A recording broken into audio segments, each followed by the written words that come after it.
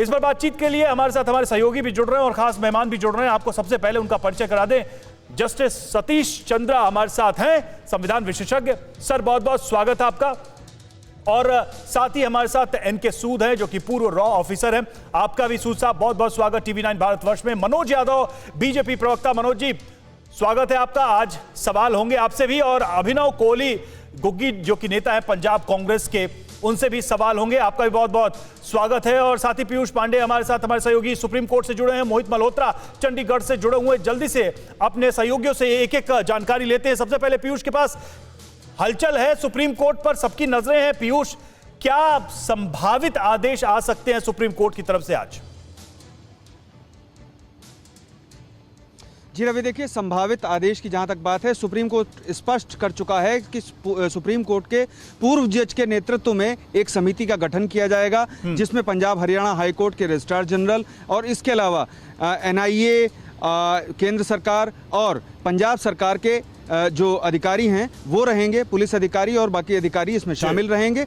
अभी इस मामले में जो आदेश आएगा उसमें सबसे ज्यादा समझने की ये जरूरत है कि ये मामला यहाँ तक कैसे पहुंचा, क्योंकि बहुत सारे राजनीतिक उहापोह चल रहे थे और ऐसी स्थिति में एक याचिका सुप्रीम कोर्ट में दायर हुई जो जनहित याचिका थी, जिसमें यह स्पष्ट करने की मांग की गई कि इसमें एक फेयर जांच कराई जाए, एक निष्पक्ष जांच कराई जाए, जहां न ये सवाल हो कि राज्य का मामला है न केंद्र का मामला है। यहां मामला है लोकतंत्र का, और लोकतंत्र के सर्वोच्च अधिकारी का जो है PM, और उनकी सुरक्षा में जो चूक हुई उसको सुप्रीम कोर्ट ने भी बहुत गंभीर माना और सुप्रीम कोर्ट ने इसीलिए साफ कर दिया था अपनी लास्ट हियरिंग में कि इस मामले पर वो एक समिति का गठन करेगा जिसकी निगरानी में इसमें जांच की जाएगी, और उसमें संबंधित अधिकारियों का भी उसने उल्लेख कर दिया था। अब आज उस पर लिखित फैसला सुप्रीम कोर्ट की ओर से जारी किया जाएगा, जो 10:30 से 11:45 बजे के बीच आ जाएगा। जी रवि, बिल्कुल इस पर नजर रहेगी। और मोहित भी हमारे साथ जुड़े हुए चंडीगढ़ से, उनके पास चलेंगे, लेकिन उसके पहले इस पूरे मामले पर हम एक रिएक्शन जस्टिस सतीश चंद्रा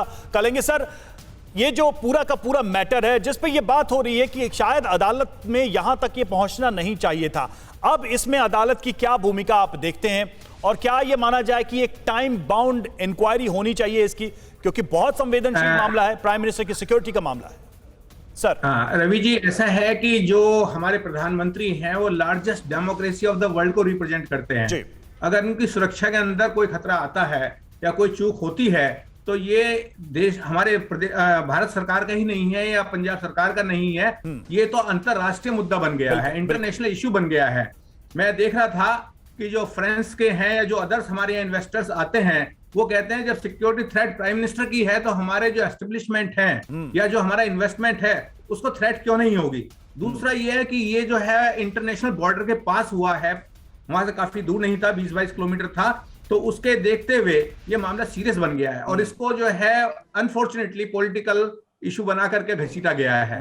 आप देखेंगे पंजाब सरकार ने अपनी कमेटी बना दी, केंद्र सरकार ने अपनी कमेटी बना दी, मामला सुप्रीम कोर्ट गया और सुप्रीम कोर्ट ने कहा कि कोई भी कमेटी काम नहीं करेगी, हम अपनी एक कमेटी बनाते हैं जिसके हेड जो है सुप्रीम कोर्ट के रिटायर्ड जज होंगे।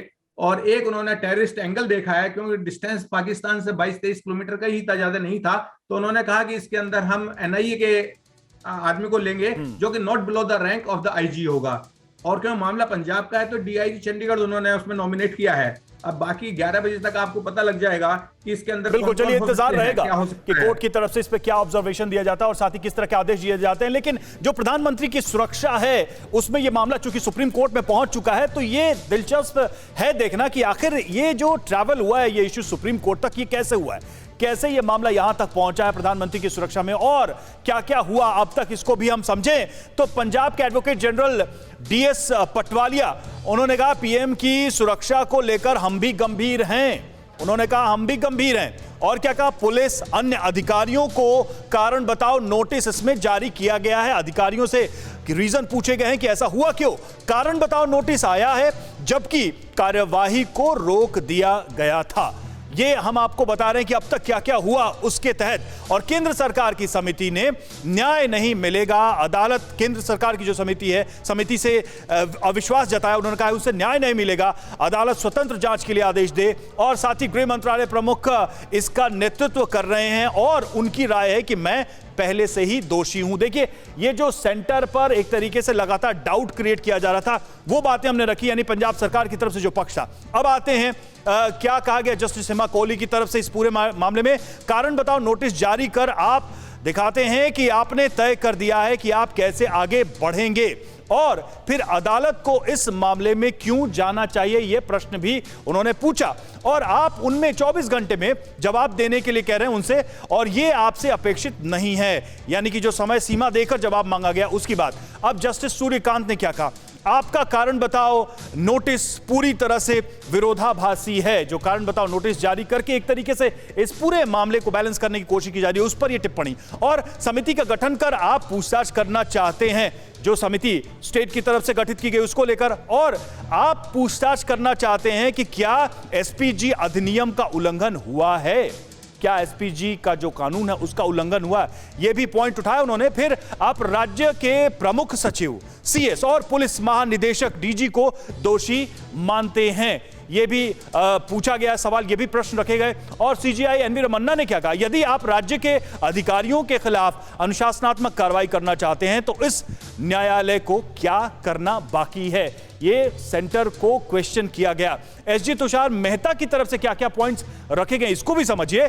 यदि आपको लगता है कि कारण बताओ नोटिस अंतिम परिणाम को पूर्व निर्धारित करता है तो इसका विकल्प है, इसके ऑप्शंस के बारे में वो बात करते नजर आए। केंद्र सरकार की समिति इस मुद्दे की जांच करेगी और अदालत को रिपोर्ट सौंपेगी, यानी कि सेंटर की जो कमेटी है वो भी इन्वेस्टिगेट करके अपनी रिपोर्ट कोर्ट को दे सकती है, ये तुषार मेहता ने कहा।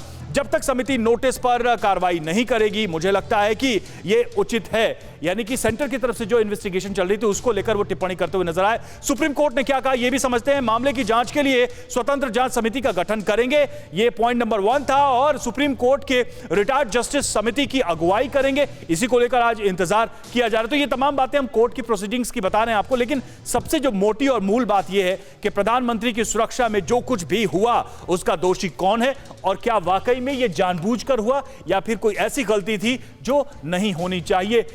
कोरोना धर्म नहीं देखता, जात नहीं देखता, अमीर गरीब ऊंच नीच नहीं देखता। कोरोना सिर्फ मौका देखता है, लेकिन आप उसे मौका मत दीजिए। बस इतना कीजिए, जब कभी दफ्तर से बाजार से घर लौटिए तो इतना ख्याल जरूर रखिए कहीं आपके साथ कोरोना आपके घर तो नहीं जा रहा। भूलिए मत, कोरोना अभी जिंदा है।